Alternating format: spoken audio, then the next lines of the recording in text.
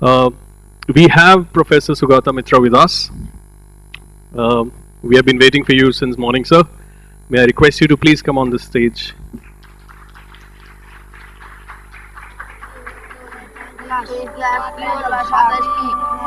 What is the future of learning? Could it be that we don't need to go to school at all? Could it be that at the point in time when you need to know something, you can find out in 2 minutes? My wish is to build a facility which is practically unmanned. It will be called a school in the cloud. বাড়িতে চালিয়েছো computer? আমার এমন system বানাতে হবে যেটা কাউকে ছাড়াই চলবে। ঠিক আছে, অসুবিধা কিছু নেই, কিন্তু গ্রামাঞ্চল তো এবারে কতটা কি সাকসেস আসবে? It's a great big experiment. This may actually result in a form of educational colonialism, where we just parachute shiny objects into these countries and hope for the best. বিশ্বের সব কিছু আমি যদি দেখতে চাই, পর্বত, ঝর্ণা সব যদি আমি দেখতে চাই,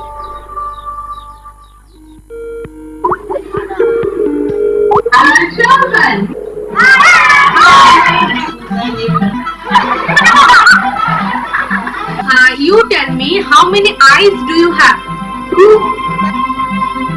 And you see what they say? That's kangaroo. মানে ওইসব তো বলে অনেকে যে গ্রামের মেয়ে কিছু পারে না, কেউ বলবে না যে গ্রামের মেয়ে মূর্খ। If children are allowed to wander in a chaotic fashion, they will crystallize around big ideas. And at the edge of chaos, everything happens.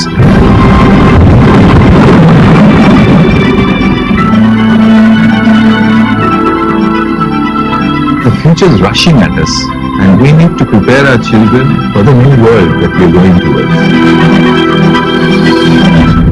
কিছু দরকার হয় কাকে জিজ্ঞেস করবি? মেঘকে।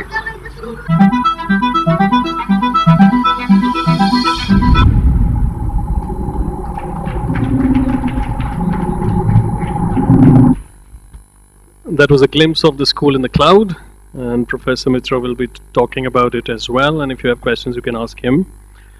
Ladies and gentlemen, Professor Sugata Mitra is the Professor and Principal Research Investigator at the School of Education, Communication and Language Sciences at Newcastle University, UK. He conducted the whole of the wall experiment, where in the year 1999, a computer was embedded within a wall in the Indian slum of Kalkaji, New Delhi, and children were allowed to freely use it. The experiment aimed at providing that kids could be taught computers very easily without any formal training. Professor Mitra termed this as minimally invasive education, MIE. The experiment has since been repeated in many places. He is the recipient of many awards from India, the United Kingdom, the United States of America, and many other countries in the world. He brought these results to England in 2006 and invented self-organized learning environments, which is called SOUL. Now in use throughout the world, in 2009, he created the Granny Cloud of teachers who interact with children over the internet. The hole-in-the-wall experiment has left a mark on popular cultures. Indian diplomat Vikas Swarup read about Professor Mitra's experiment and was inspired to write his debut novel that went on to become the Oscar-winning movie of 2009, The Slumdog Millionaire.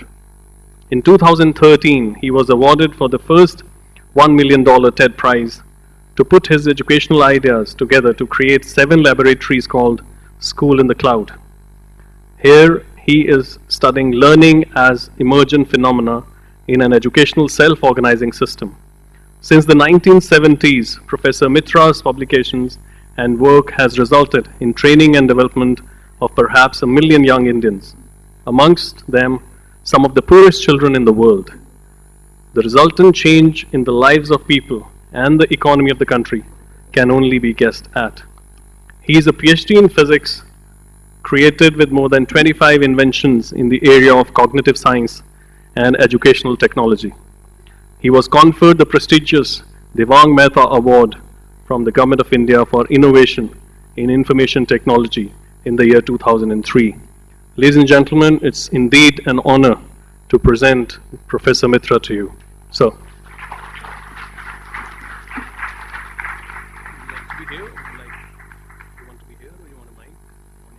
let me see. No, I think I can use this. This should be fine. Well, good afternoon, and as usual, very nice to be in Bombay and to see many familiar faces and even better, many unfamiliar faces. I think the way we can structure this afternoon is somewhat like this. I'll give you the gist of the background, okay, which some of you would have already heard, but may not hurt to hear again, so that we are all on the same ground as far as our reasoning is concerned. Then we will probably get a few minutes in case you have some questions or whatever. So we sort all that out. So hopefully, in about an hour's time, we all are on common ground. That's very important, because otherwise, we'll talk at cross purposes if we are not on common ground. If we manage to get there, then with a short break, we'll go on to a panel. Now the panel is actually sounds like a very long panel. It's 90 minutes long. But there's a reason for that. It's actually not really one panel. It's 3 sections forming one panel. And the 3 sections will deal with assessment, that is exams, curriculum, and finally pedagogy. So each of the sections, let's say, would be about 30 minutes on the average.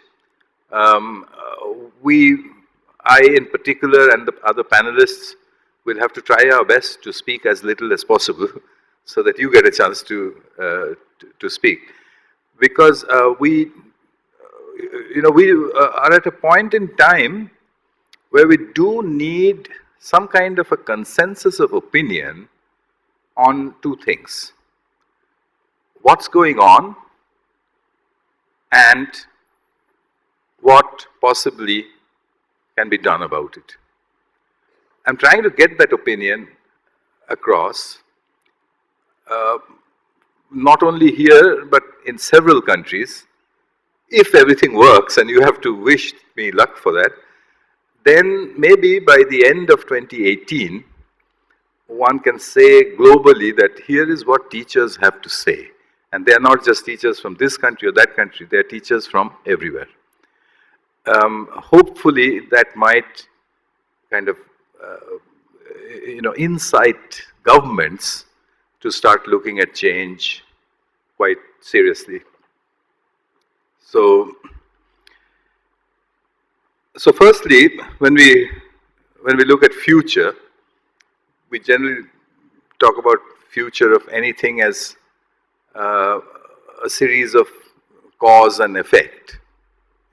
You do certain things and something will happen, so you say something will happen, and if we do this, then something else will happen, etc. Except that nature doesn't seem to work that way. So every so often we say, we thought this would happen, but it didn't happen, something else happened. Much of what I'm going to say will talk about that in the context of education. Not that we did anything wrong or that governments did anything wrong. Learning just went in a certain direction, and a somewhat unexpected direction. So, I'll tell you something rather strange that happened this morning, is that before getting onto the plane, I was coming from Calcutta. It's a 2.5, 3 hour flight. So I bought myself a book by an author called Matt Ridley, was quite well known about 15, 20 years ago for a book called Genome, where he had explained in common people's language what genetics is all about.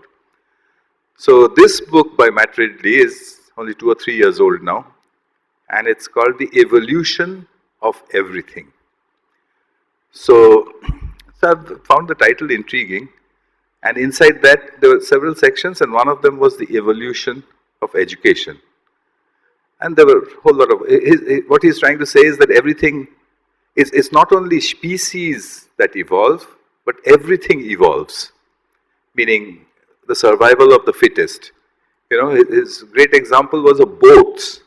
He was saying, would you think that boats evolve? Well, he said, no, but they're engineered things. He said, it's not that. He says, if you build a boat, or if you build boats of different designs, and a couple of them are really bad, and they sink, then people will build the next boats, copying the ones that didn't sink. Then of that lot, whichever ones don't last very long, they won't get copied. The ones that do last longer will get copied. Over a period of time, the boat evolves. It isn't engineered. And that perhaps explains why often things go in a direction that you didn't expect, because it's following not engineering, but natural selection. So the other thing I should tell you is that under the chapter called Evolution of Education, I was rather pleasantly surprised to see that there were 5 pages on me. You know? so I was quite taken aback. I mean, I've met him once long time ago. Anyway, so let's get on to future of learning. So I'm not going to tell you much about that picture. All I want you to do is keep that in your mind, that, you know, it looks like a drop of water, doesn't it? That's about it. Well, we'll come back to it in a moment. But let me go back now almost 20 years ago to 1999, to the 1999 experiment, which at that time we couldn't really explain. And I don't think I even understood what that experiment was trying to tell us. What was the experiment? The experiment was, what would happen if you take a computer and give it to a community of children who don't know what a computer is, who don't know English, and who haven't heard of the internet. Very difficult to find such a community today, but 20 years ago they were common. You know, there were many slums and villages where this was true. So the experiment was, what will happen if you give them a computer?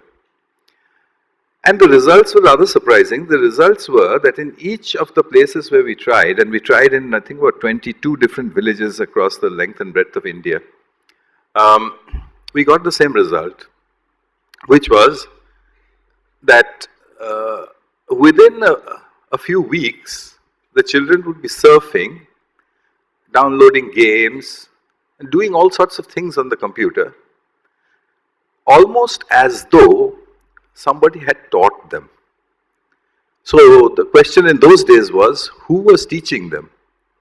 And obviously I didn't have any answer, so all I could say was that, look, as far as I know, nobody is teaching them, but I don't know what's happening. Because most of the time the people said, this is happening too quickly to be happening by trial and error alone. There must be something else. But in 22 different villages all across the length and breadth of the country, where are these invisible teachers coming from? So I couldn't figure it out at that time. The experiment was called The Hole in the Wall, and there's one little film clip back from a 20-year-old camera which everybody still likes to see. So this is, I think, January of 1999. I don't think the video is running actually. No, it isn't. Anyway, so I'll skip that. And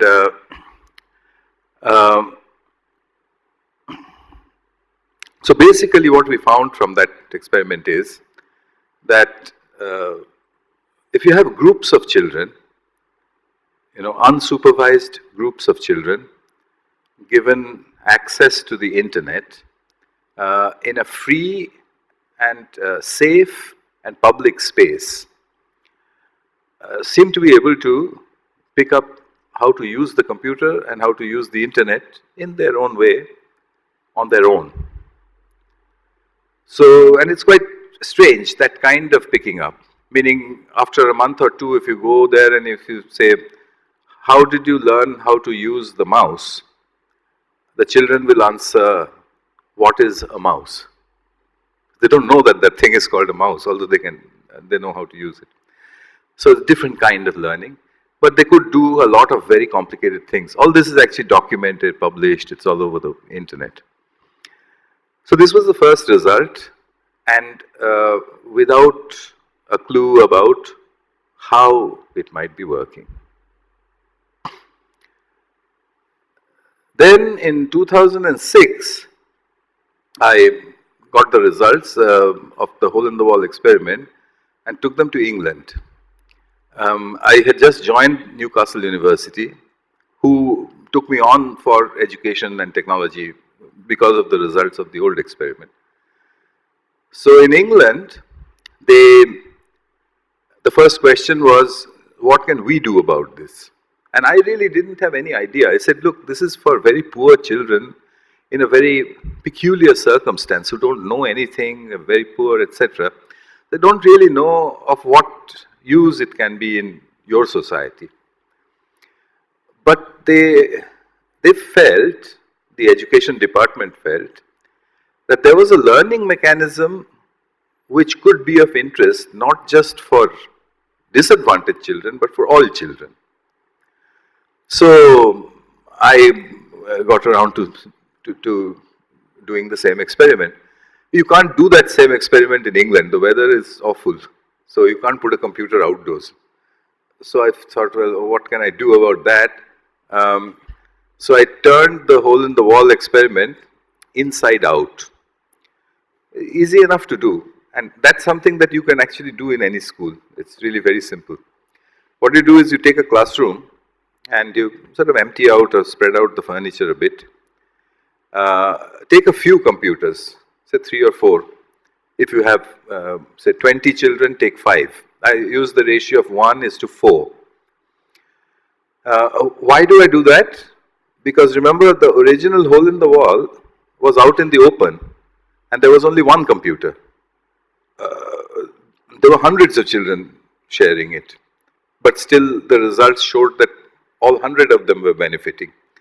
So there was something about groups which was very key to this whole thing. So in England, I tried the ratio of 1:4. There's a reason for 1:4 also. When you do an experiment like this in a village, on the first day you get hundreds and hundreds of children, nothing much happens. Because, you know, everybody's pushing each other and trying to get to the computer, etc. After about a week, things start to settle down. And because there is no supervision, the children basically invent administration and management. Because they realize they're getting nowhere otherwise. It's very beautiful to watch because they're really little. But they figure out timings, who should go when, in some places when girls should go, in some places when boys should go.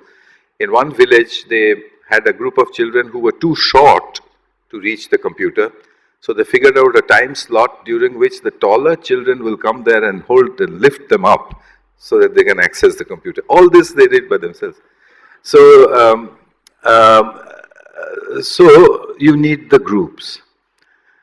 And it looked almost as though, a very counterintuitive result, it looked as though the lack of resources was acting as an accelerator for learning. So, very different from today's thinking where you say, I'll give every child a computer. But that may not be the best thing to do. Anyway, so in England, in the local, I live in a city, Newcastle is sort of very close to Edinburgh. If you think of England and go straight up from London towards Scotland, then Newcastle's just before the Scottish border. And it's on this river called Tyne. And across the river is a city called Gateshead. So I live there. So in the schools of Gateshead, I started this experiment. Northeast England, where Gateshead is a relatively poorer part of the country. Okay, their kind of poverty is different from our kind in some ways, but also very similar in some ways. So it's all got to do with nutrition, alcoholism, lack of work, that sort of thing. So in that disadvantaged area, the statistics which first caught my eye was that the school results were poorer than the rest of England. So you may have seen this everywhere in this country. It's almost as though the data is trying to tell you that the children of poor people are stupid. But that can't be true. Then what explains these results? Well, you could say the teachers in those areas are no good. But there have been experiments which show that that's also not the case. So why is it that in disadvantaged areas, school results are poorer than other places? There are many interesting pieces of work today which points to an answer which you will not find something that you've thought about. Because the first thought that will come into your head would be teaching, learning, and parenting. That this must be what is causing the change. But there's work from the 1990s, I think mid-1990s, which brought a very peculiar slant on this whole thing. The correlation between the kind of child your little fellow becomes seemed to have a 50% correlation with genes. Now that's very politically incorrect, right? But there it was, the data. So 50% of what he becomes seemed to be genetic. You can't help that. The other 50, everybody said other 50 is school and parents. There was study after study after study which showed that this doesn't seem to be the case. The child doesn't necessarily take on the personality of the parent. The child doesn't necessarily take on the behaviorism of the school. So what does shape the child? It's not known yet, okay? It's one of those puzzles in psychology right now. But there is an intriguing clue that the balance 50% of the child depends on a very peculiar factor. The child's social status around the age of 16. Okay? Not before, not after, around that mid-teen years. So shapes about 50% of the behavior in later life. I thought it would be fascinating for teachers to know this because, here's something that you can affect, the child's self-image. And if you think back at your school days, there were those guys who were the heroes among the 16-year-olds, the tall football-playing variety. Then there were the nerds, the guys with the specs, and they were very good at math and this and that. And then there were the ones who everybody used to make fun of. But if you go back, you'll find all three of them grew up in three different ways and have three different kinds of personalities. The data seems to say that that's what affects it. But anyway, so here I was working with these English kids at ages of 9, 10, 11, like that. You take 20 children, put 5 computers, give them a question, something interesting. Maybe a question like, okay, in America I tried this quite recently. I asked them, did anybody have a dream last night? So naturally, lots of hands went up. So, okay, what did you have a dream about? I asked to somebody. And she says, oh, it was a very funny dream. You see, it was a dream about my dog. But it wasn't really my dog, it was my neighbor's dog, but in the dream it was my dog. You know how dreams are. So this is what. So then I said, by then everybody's getting interested. So then I said, but why does this funny thing happen? I mean, you're sleeping, and why is it that this story starts, where does this story come from? So you do that, they have the internet, and then you leave them alone. You have to say, I don't know the answer. And for an example like this, that's not difficult to say, right? You can say quite confidently, I don't know the answer. I have some idea, but I don't really know. Children find that very interesting, that the teacher is standing in front of them and saying, it's an interesting question, but I don't have the answer. Will you try? And then you leave them alone for about 30, 40 minutes. Don't tell them anything. In England, they used to ask me, but there are only 5 computers. So I would say, well, that's all I've got. So then they would say, well, we think we have to make groups. So I would say, well, maybe if you think so. Then they would say, but who is going to decide what to search for? And I would say, I have no idea. And then they would say, maybe we should take turns. I would say, well, if you think so, you get the idea. So you're totally passive. They're in control, and then you come back. So in this particular case in America, the children came back and, the subconscious mind, it produces, some said it's the day's memories packaged into a different kind of a story, or it's a memory from the past, and that's getting converted and transformed into another kind of language. And then my time was getting over, luckily, because the last one was one little girl again, who said, I have discovered that there was a man in Austria. His name was Sigmund Freud. And I said, we're out of time, okay, this is it. Let's just relax. So that's how, these are called self-organized learning environments, and this is more or less how they go. So, I'm not sure if the movie clips are going to work, but let's see. Self-organized learning environments. So basically, what you're trying to do there is to create a mildly chaotic condition. Why? Because you're not telling them anything. They can see the 5 computers. They can see that they're connected. The computers should have big screens. Okay, why should they have big screens? So that standing anywhere in the room, you can see what's on all the computers. That's very, very important. Remember the hole in the wall? They were out in the road. Why didn't anything ever go wrong? Because everybody in the village could see what was happening. So if you create that condition inside school, you have to be a lot less careful about controls and discipline and filters and blah, blah, blah. So heavy, large public visibility and safety.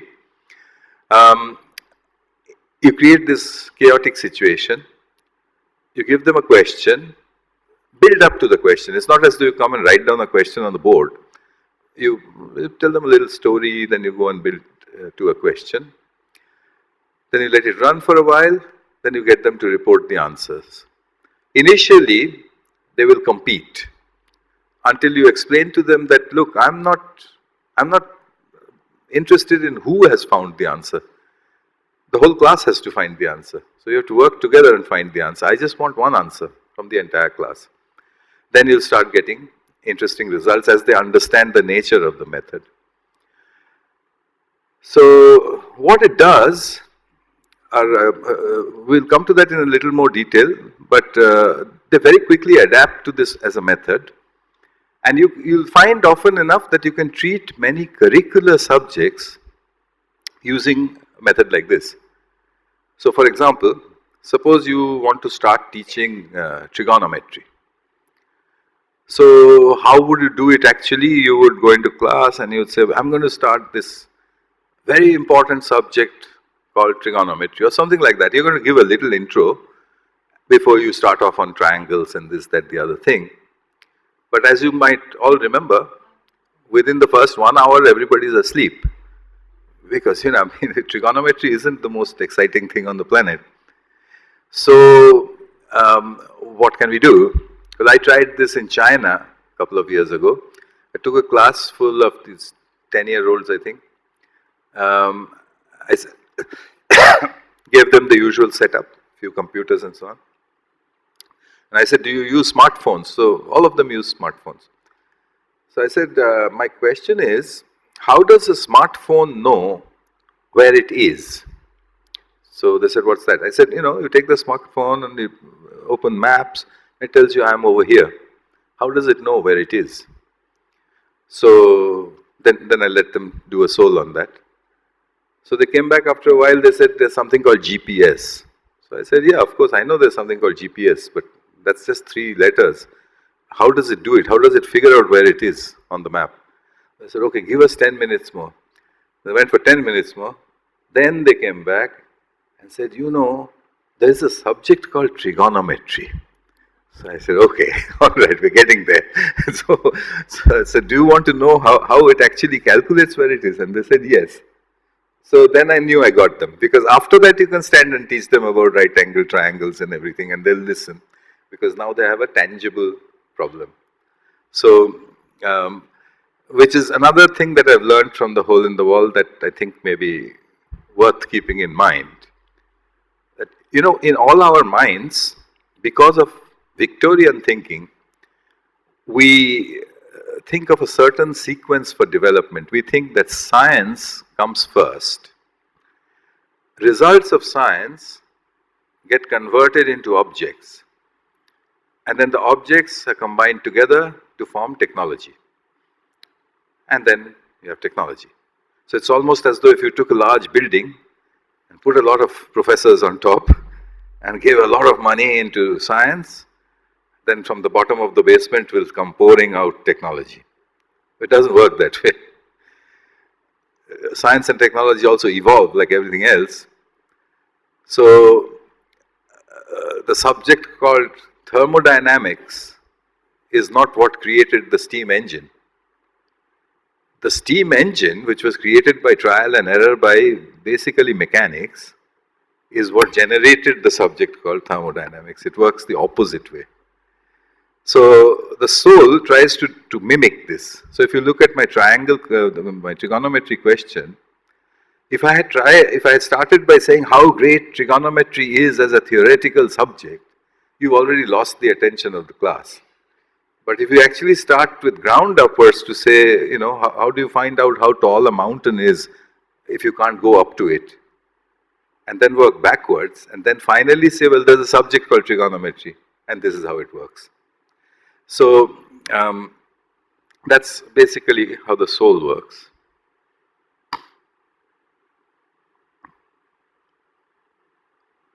No.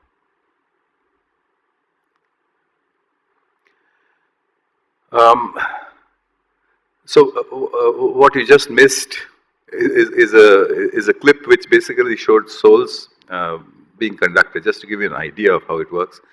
The idea of the soul started spreading out through England, from northeast England downwards, mainly because teachers, started talking word of mouth to each other, saying, this is a very cool method, instead of beginning to teach, you can just generate it with a question. So it started traveling down. Then it went into Europe. Then, for some reason, it jumped into 2 other continents. I still don't know how that happened, probably accidental. Into Australia and South America, 2 opposite ends. And I was traveling all this time, showing people how to conduct these things. And then it just spread out everywhere.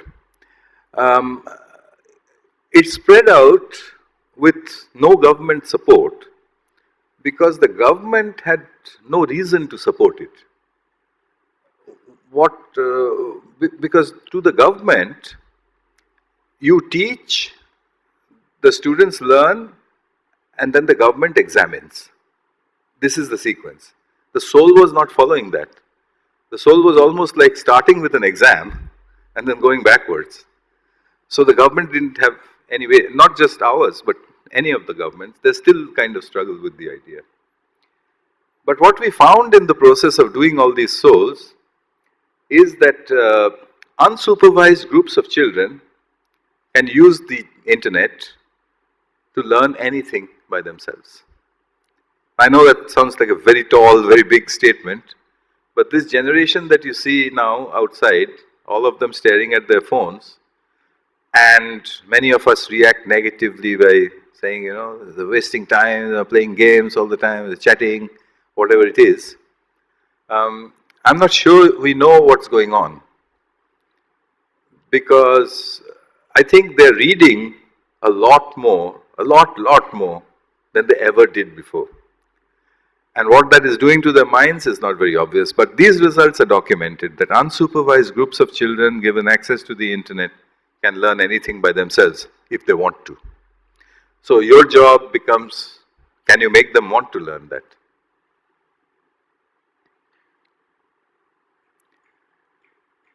Well, that water drop experiment I won't be able to do because there's a video which won't run, but what I wanted to show with that was that in nature, if you look at a structure like what you're seeing now, and if I were to ask you, so who designed that? That's a very age-old question really, and there are all kinds of answers, but we know from whatever science we know until today, we know this, the answer is nobody designed it. It just happened by itself. Isn't it? We have some idea of how it works, but we really don't know.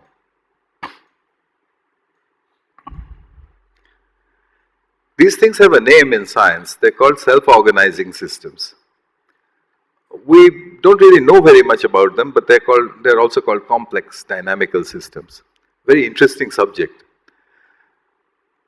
It talks about an idea that is central to much of nature. I don't know how many of you will recognize this picture. It's basically millions of birds, little birds called starlings. And sometimes during summer, they go up into the sky and they form these beautiful patterns. Now, the question is, well, lots of questions. What's the pattern for? We don't quite know the answer. We know maybe it has to do with protecting themselves from hawks. But then why should they make so many different patterns? Why not the same thing over and over again? The patterns also keep changing with time. But the most important question of all is, how do they know how to make that pattern? How does any one bird inside that pattern know which way to fly? Is it only looking at its neighbors, or is it doing something else? Does it have a pattern inside its head? We don't know. If it does, how does it know where in the pattern it fits? We don't know. All we know is that one bird in that flock can only see about 5 or 6 birds around it. That's all. Is there a manager? No. Is there a director? Is there a designer? No. So what does it mean? It flies in the face of everything that we know about creation. That you can form something beautiful without a designer, without a manager, without any construction techniques, just by itself. And it seems to be nature's way. Incidentally, I just saw a picture which I didn't bring because it's not a very happy picture. This kind of behavior is also seen inside the human body with certain kinds of cells which kind of get together and start forming patterns. Except what happens is that those patterns are not like the patterns of these birds, they are tumors. Okay? So it's strange to think that this beautiful pattern of bird flight is also the dance of the tumor inside the body. So we know very little about it. It has a great name, this behavior of birds. It's called murmuration. And so what is it? It's that if I send a tweet and it's read by 300 people, then the 300 people's tweeting changes just that little bit because they just saw my tweet. And just that little change that it causes in their tweets comes back and affects me. So it's a system where every bit of the system is affecting every other bit of the system. something like that is making the birds form these murmuration patterns. If you agree with that, then what you will be forced to agree with actually is that because of the internet, the human race is murmurating. A murmurating bird can't sense the pattern, so you can't sense the pattern. It's only something from the outside, if it watches, will see the patterns. Okay? Very strange. But back to our profession, what does it mean? In science, we have a name for this. It's called spontaneous order. And it's there in nature everywhere. Order which appears without design, without engineering, without fabrication, without architecture. Spontaneous order. The difference between a coconut tree and an office building. The office building is not spontaneous order at all. It's completely designed. The coconut tree just happens, but it's equally tall and it will probably outlive the building. Okay, so that's spontaneous order.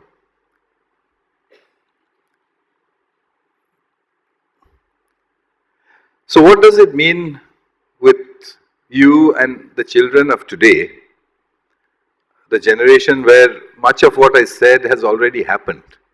They all have their smartphones.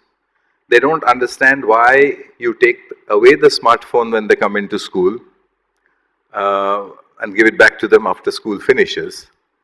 They don't understand why they have exams. This I've heard from a 16-year-old in England. Quite politely, he said. He was showing me the example of a GCSE question. Showed me the question and he said, this is the kind of question we get. So I said, so he says, no, it's fine. I don't mind them asking the question, but why did they take away my phone? Okay, they genuinely don't understand why. Because they see their parents, their friends out in the road, everybody's got their phones. If you ask them a question, they pull out the phone. But on that one day during the exam, you push them back into the 18th century and say, now you perform. So there is a confusion in their mind, quite rightly so. So what should you do as a teacher? Well, we started out by saying unidirectional instruction. That was the Victorian model. I will tell you, you will listen. Don't talk to each other, just listen. Memorize the facts and I will examine. Then came the next step where we said, no, this is very harsh. This is not really very nice. What about if we also let them ask questions? That was a big deal of the early 20th century. Students will be allowed to ask questions. So at the end of the classes, any questions? And you know what happens after that. You get a couple of people raising their hands and you get all sorts of responses. I won't tell you because you're all teachers here, but in my school I used to get typical responses like, don't think you're very clever, sit down. Which means that the teacher didn't have any clue what the answer was. Okay, so then we changed from that to saying discovery learning. Why don't we let them discover? Except that they must only discover whatever we want them to discover, and they must use the methods of discovery which we tell them to. Okay, so we went with this discovery for some time, and then we said they're not engaging. Why should they engage? If it's, you're saying do it this way, use this material. So then we shifted further to saying now we are going to be, as teachers, we are going to be their guides. We will, help them from the side, etc. Except that we still didn't realize that those are top-down hierarchical words.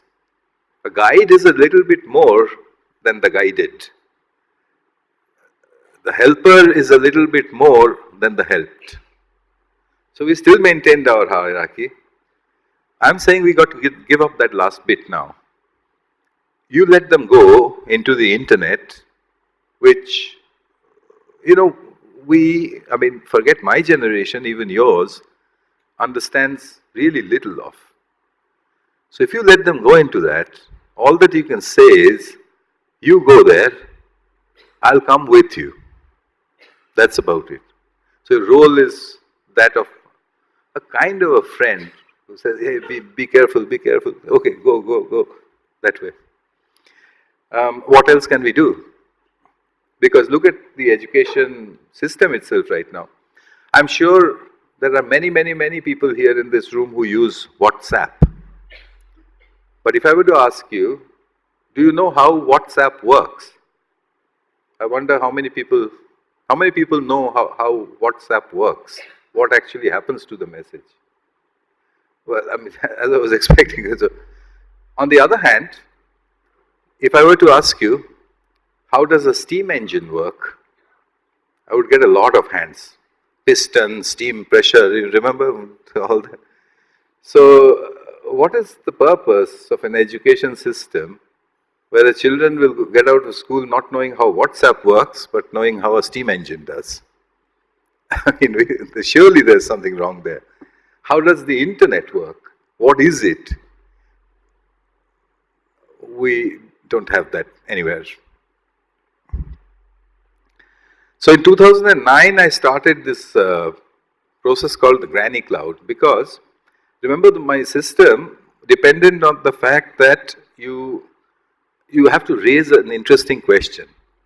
Now in schools such as yours, there's no problem. You will do that.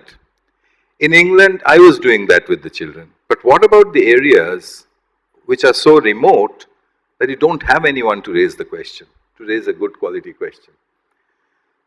So I wrote for volunteers in the Guardian newspaper saying that, if you have time and if you're interested in children, can you give me 1 hour of your time every week for free? You don't have to go anywhere, just go on Skype. And use the method of the grandmother. So there was, of course, a lot of query about what does that mean. So I said, what it means is, if you think back at your childhood, your parents and your teachers use discipline as their method. You've got to work harder, you've got to practice your math, you really should be preparing for your exam, etc. But the grandmother does not. The grandmother says, how does that robot thing work? And the child shows, oh, don't you know, this is very simple. And the grandmother says, oh, I didn't know that. You're very clever. When I was your age, I could have never understood this. And the child says, that's nothing. I'll show you something more. It's a different method. Okay? So I called it the method of the grandmother, which uses admiration rather than discipline as its pedagogical force. The name caught on, and the group of volunteers that formed as a result of my appeal was called the Granny Cloud. Okay, they're actually men and women of all ages, but the name has stuck and they're all called grannies because they use the method of the grandmother. So, no, okay. So basically, admiration and encouragement used correctly can cause learning through spontaneous order. So basically what you do is you set up the infrastructure, I mean you set up the semi-chaotic situation where the children feel free. Then you trigger off the questions with a short discussion, and you use admiration, which is every now and then to say, good Lord, where did you find that website from? How did you find it so quickly? Etc. And then you wait till they start to murmurate. And you see the pattern. You'll see it if you try it. It's beautiful to watch.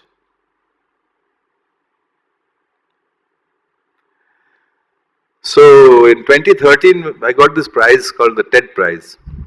So I used that to construct 7 facilities. Actually, now it's more like 10 facilities. 5 of them in India, 2 in England, 1 in America. Yeah, 5 into 7, 1, 8. And 1 extra, the one you see on the screen, that's also in India, 9. So what are they? They basically bring two ideas together. The idea of the self-organized learning environment, the soul, and the idea of the granny cloud. And we put them both together, and I called it the resultant, the school in the cloud. So, sometimes people get confused about the name. They think school in the cloud means something that exists on the internet. That's not the case. It's not a website, although it has a website, but it's not a website. It's a physical space. So if you have a school, you can build a school in the cloud inside it. So here are some pictures. This is a village in northeastern England called Newton Aycliffe. And you see the big screen computers, the groups of children, the granny cloud on the wall, etc. I think the question that she had put, this lady is a teacher from Colombia. And the question she had put was quite interesting. Why does red go with black? It's a very common combination, red shirt, black trousers. But if you wear red shirt and purple trousers, that's not considered very good. So that's what she said. So what is it about red and black? You'd be very surprised at what the answer is. Quite a strange answer. But anyway, so that was one sample there. This is a school called George Stephenson High School in Newcastle. Very nicely constructed. And you'll see some of the features of the design. All the screens easily visible from the room. No desks and chairs. The room itself tells you that there's no possibility of a lecture in there. So that's their school in the cloud. This is the remotest I have. It's in the Sundarbans in India, Bay of Bengal. It's a very difficult place to work in. There's no electricity, no healthcare, almost no schooling. When I started, almost no internet. Nothing really. The largest cause of death is snake bite.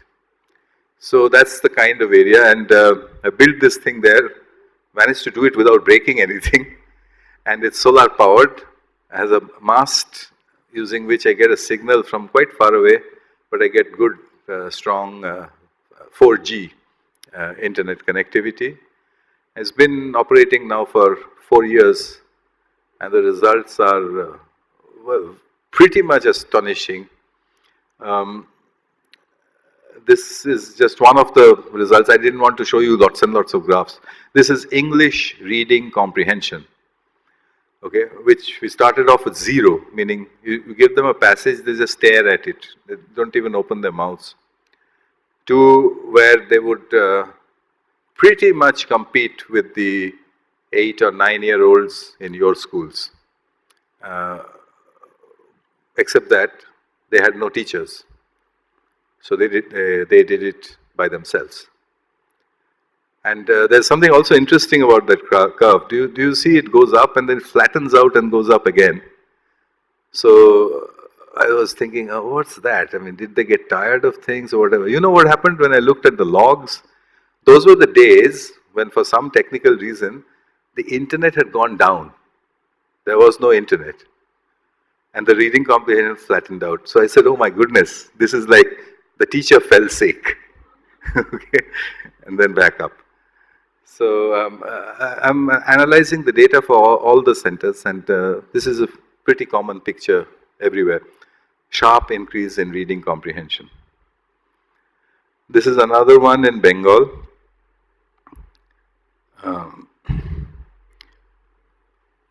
An hexagonal space. So what the schools in the cloud do are, from that part of the measurement which I've finished doing, you'll see this sharp increase in reading comprehension. If you try it, you'll see it very quickly. There's an auxiliary result which I'm very close to getting, but I haven't finished yet, but worth keeping in mind. If you take the age group 4 to 6 or 7, and if you put them into this soul situation, now you might say, what's the point? They can't read. Doesn't matter. They'll do something or the other. But put them in there.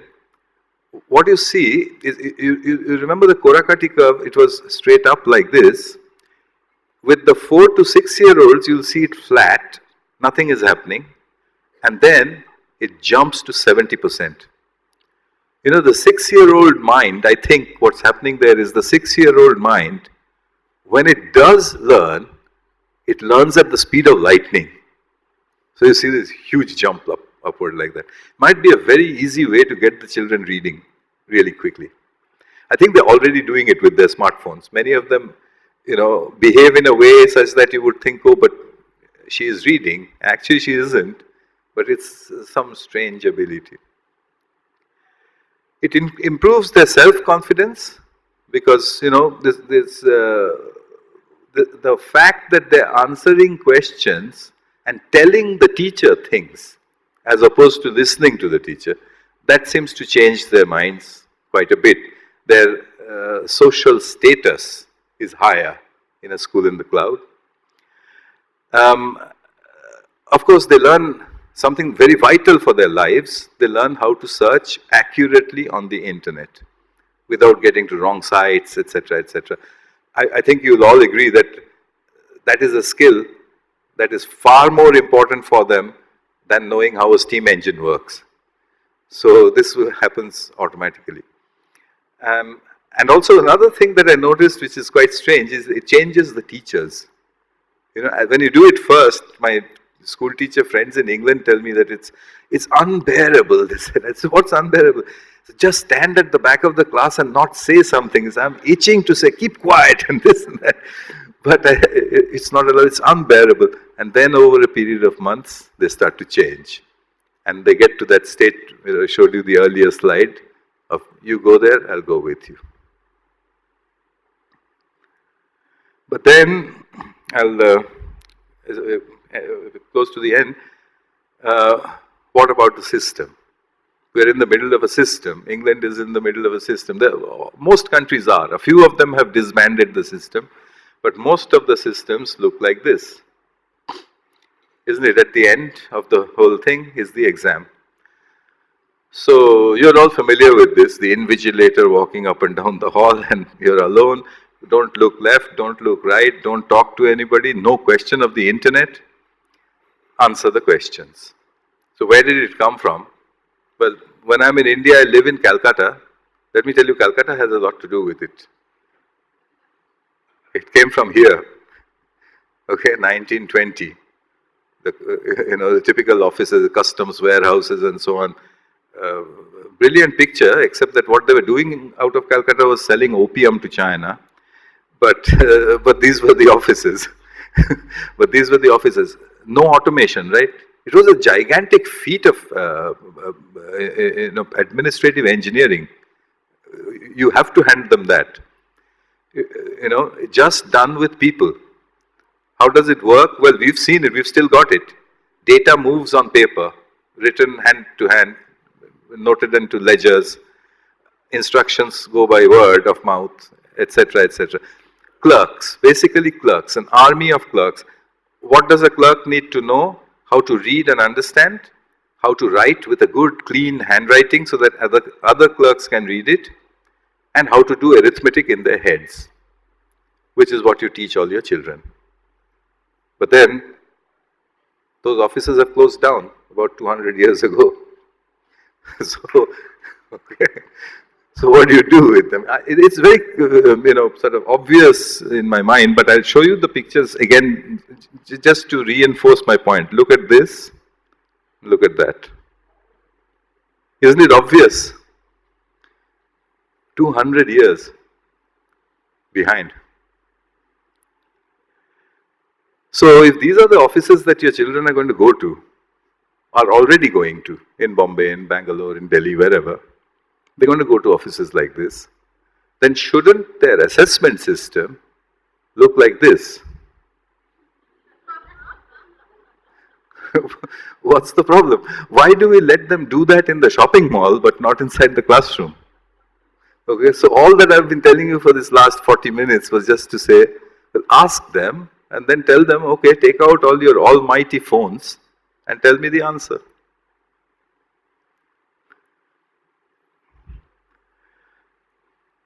So what we'll discuss shortly is, I feel if the other panelists will cooperate with me, that that the internet should be allowed during exams. You know, I used to feel very sorry about the fact that I'm saying this, but nothing's going to happen. I mean, this is so absurd that nobody's going to do it. But now I feel a lot better. You know why? Because about 2 years ago, 3 years ago, I saw a newspaper thing which said, in India, saying, Army deployed before CBSE exam because 300 million children have to be searched for mobile phones. Okay, so you need the army to do that. Then, a couple of years later, similar news item, this time the administrative, the so-and-so administration has decided that all children should be searched for the presence of mobile phones and smart watches. Okay, last year in Bengal, it was again police to check for the presence of mobile phones, smart watches and Bluetooth earplugs. Okay, so now I'm very happy because next year it's going to be all children must pass through a MRI body scanner before they go into the exam. And that's when the exam system is going to collapse. You cannot keep the internet out of the exam. So we have two options. Either we let it collapse, and you've seen examples of that. Paper leak, this leak, that leak, it's all the internet. And you know, what will we do? We will re-examine. We will, you know, send the guys into jail. We will do all of that. Instead of the obvious answer, give them the question paper ahead of time and give them the internet and then tell them, let's see how smart you are. But that will mean a lot of work for us to make the questions like that. Maybe we'll discuss that in the afternoon.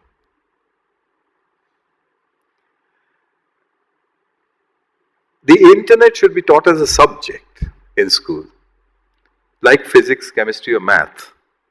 It is the technology of our time. So if you look at the Victorians, I must hand it to them that they used to teach the latest technology of their time. And they used to allow the use of the latest technology in the exam. Do you remember those boxes we had? Compass, divider, the triangular angle measurement, protractor. Those were the machines that the Victorians used for their calculations. The engineers used them. And they let all of that inside the classroom, along with the logarithm tables. What happened to us? We just retained those compass and dividers and never changed it. So we must give them our technology and ask them our questions. Comprehension, communication and computing. I think these are the three things we need to focus on as opposed to reading, writing and arithmetic. So comprehension is a more general case of reading. Reading is one of them, but comprehending, you know, video, comprehending music. Communication, writing being one of them, but there are so many other ways to communicate now. So communication as a general area. And computing, not like writing computer programs. Computing, to my mind, is how do you figure out the answer? So instead of saying, what is the answer to this quadratic equation, you change the question to, how would you solve this quadratic equation? I'm not interested in what the answer is. What's the best way to get to the solution? That's computing.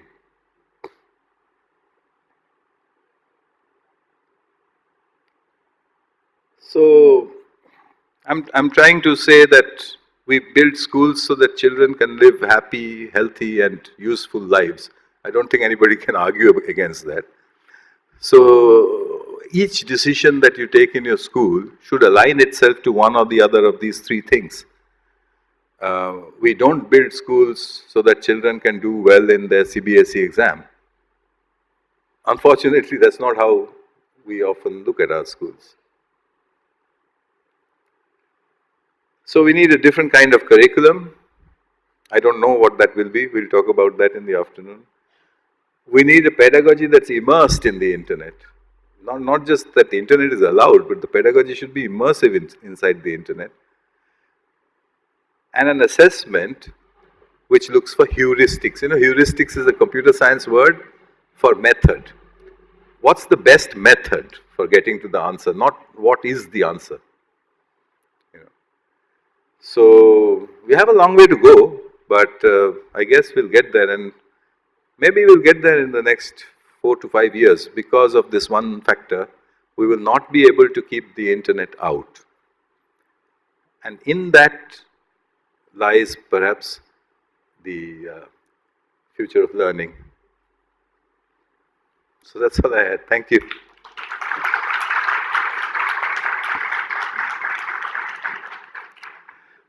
Well, I think we might have, yes. I think we have. Let's see. If we want to start the panel by say 3:15. 3:15. We're just making a plan.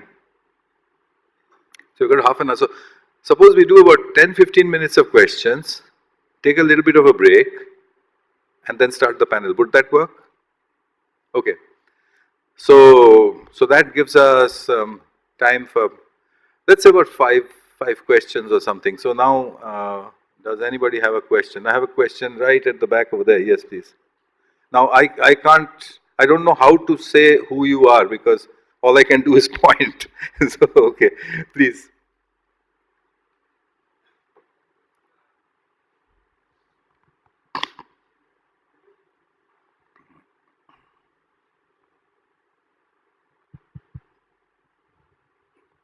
So I watched your IDEC talk in Israel, and in that you were talking about assessment, and you had come up with some kind of a small methodology, which you had explained what you did with the children, how you asked them using the internet, how you made them do an assessment. If you could explain a little bit more on that and how we could develop that, because that is indeed the future of assessment. No, just say. The last bit again. You want me to tell you more about which part? How to use the internet for assessment. Okay. So how to use the internet? Well, the main way that I talked to you about was that you use the internet to answer questions or solve problems. So you have to take the students gradually. It's a good question because I forgot to tell you one thing. Don't start with questions where the children will struggle, because that will rob them of confidence. When I start it in a new school, give them questions where you're absolutely sure that they'll be able to get to the answer. Something really, really fundamental, like how many times on the average does the heart beat every minute? No, it'll take them maybe 10 seconds and they'll say, sir, 72. And then you have to say, my goodness, 10 seconds you found that. And everybody's saying, yeah, very simple. Then you give the next one and the next one. So you build it up until you get to the 30-minute soul. Other than that, you can use it for skill development quite well, because children today don't necessarily only search on Google. They also search on YouTube quite a lot. So, and YouTube's really good for skills. So if it was, I don't know, I tried in England once with 17-year-olds how to build a scaffolding for construction work, how to build it, using those steel rods, is normally taught. So I told those guys that, okay, can you use YouTube and figure it out? And they actually did, and have this great picture. They not only did, they made a 2-story scaffold, stood on top of it, got themselves photographed and put it on Facebook, saying we weren't taught this, we did it by ourselves.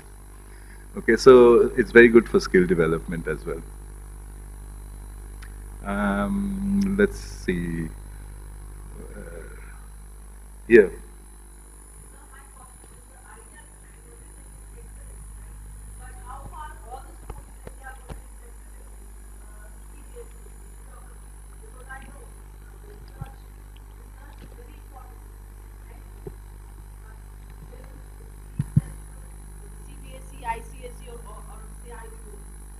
Well, I mean, we have two options. One is whether CBSE or ICSE or whoever it is looks at all of this and then says, yes, we need to take some decisions. By the way, the one person who did call me and listened to the whole thing and made changes was Cambridge. They called me twice, not once. I don't know how much the changes are, but at least they listened. That's option one. Or option two is the option that we are going towards, which is you find that you increasingly get schools producing children who don't get jobs because there's nobody to employ them, who then hang around getting an absolutely useless bachelor's degree in some university, which also doesn't get them jobs. And then they, by hook or by crook, take some industrial course on something or the other and push off to Los Angeles to do coolie's work, the equivalent of a coolie. Okay, so if you want that to happen to all our children, then we can relax with the changes. Actually, we are creating bookworms, and the research makes them stand out. Yeah, I mean, there's no harm in the reading, but as I said, they read enough. They read, in fact, the ones who didn't read before, I find that they're reading much more because they read those little snippets on futurism, on this, on that, continuously go on reading this. So all that is fine. It's just that what you said, that what does the system have to do? And unfortunately, the only answer I can give is that either you can prepare for it from now, or you have to wait until, everybody, all the parents go up in arms and saying, what have you done? All right. Let's try something at the back. I'm sorry, I'm giving more attention to the front. Okay, yeah, yes.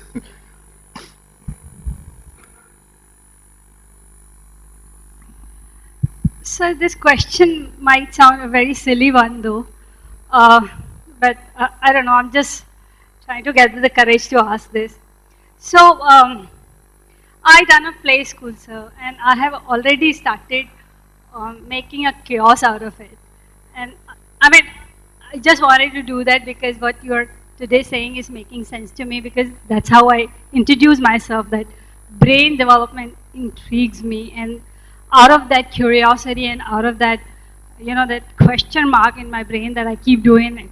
So a lot of chaos I do in my school, and I'm going to do it more. So the other side is the parents and then the society and my expert colleagues. I don't know whether they would accept it. So there's one question, and another thing, that the kind of investments that I do, it's huge. So I don't know what I'm going to do with myself.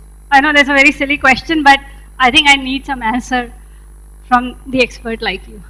Did you understand my question? No. So this is actually this intrigue. So I'm saying that what you're talking about, the chaotic class with an organized way of organizing the children. So I'm doing it in my school, my way. So, a lot goes into it, right? A lot of courage that you, go against the tide, so there is no toddler class, there's no nursery class, there's no, UKG or LKG in my school. We just go just to make the brains better in terms of learning. So that's what I'm saying. I'm just going against the, what the market is doing. So I'm saying whether I would get admissions, because I've done a lot of investment in that. So there's one question, and another thing, who will validate that I'm doing wrong or right, Well, the first question is, doesn't have to be expensive. What I was telling you about self-organized learning environments, it actually costs very little to do. It's about 5 computers, a little bit of paint. So that's easy enough to do. And but a more valid question is that what's going to happen at the end of it.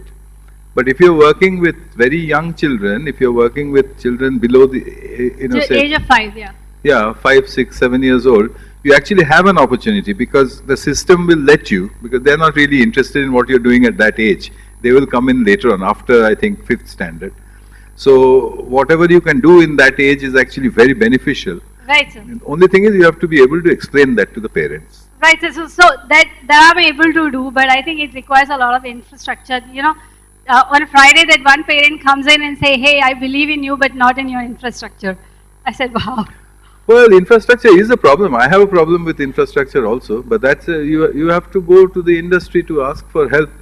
And I do that very often. I go to computer manufacturers and I say that give me computers that will work in the field in a village. Don't give me computers that only work inside boardrooms. And they have a bad enough time trying to do that.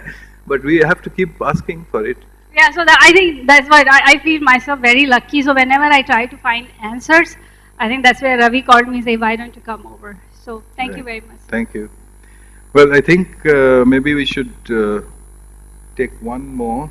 Yeah, please. There is a lot of information out there on the web which is popular, but it's completely wrong. For example, the myth that we use only 10% of our brains, it's a myth.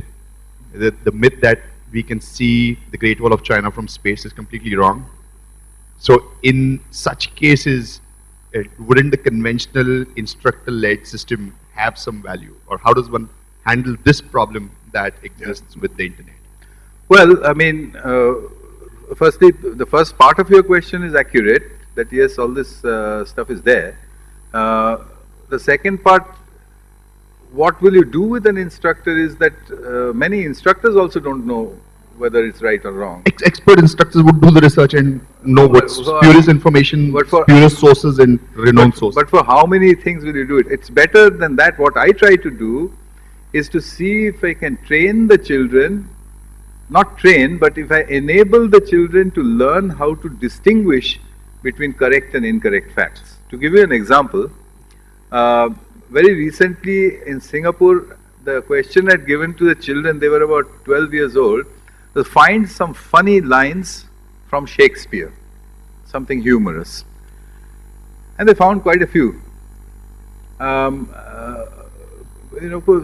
really funny lines, of which one struck me as excellent, and all of us were laughing about it. The line was, "Sir, I invited you for a battle of wits, but I find you have come unarmed." Which I thought was really nice. So I thought, this is fabulous. Just look at the... But then it just struck me. I said, are you sure that Shakespeare wrote it? And it turned out he didn't. Somebody else did. So, and it was, coming in under that sort of thing. So, anyway. Here you have played the role of the expert instructor, which is exactly what I'm saying. So you have, one is internet access only, and the other is the granny system. And so the third is an expert instructor. You were the expert in this case. Yeah, who either gave them an information or told them how to search for the authentic information. That was because this was an example that I was doing. The ideal situation that I would like to get to is where you don't need the experts and they know how to figure it out. Many times they do that. If they see two websites saying different things, they look for a third website, compare. All this they learn amongst themselves. But this is a very important skill that they need for themselves. The other thing is that you cannot build a system dependent on experts in most countries, including this one, because in the kind of schools that I work in the middle of the Sundarbans, where am I going to get the experts from? The granny cloud, yeah, maybe once a week they'll come in. So the children need to know how to detect it, and they're getting more and more sensitive to this whole thing. Just as an aside, by the way, in case you have any history teachers in here, a wonderful soul question in history is you ask them to find some fact, okay, anything. When was the Battle of Plassey fought, and who fought with whom, and what happened? Give them the internet, they search all of that. Everything is going fine, the children are happy, oh, we found out all these facts, and then I told the teacher, and etc. But at the end of the session, you say, okay, I want you to do one more thing. I want you to tell me, how do you know this is true? And then sit back and watch the fun. That's when they'll learn really what the meaning of history is. Where do these facts, where does the evidence come from, etc., etc. So it's up to your imagination, but the less the more expert-free we can make the system, the better. Thank you. All right. I think, Ravi, maybe we should now take our 15-minute break and then reassemble. 3:15.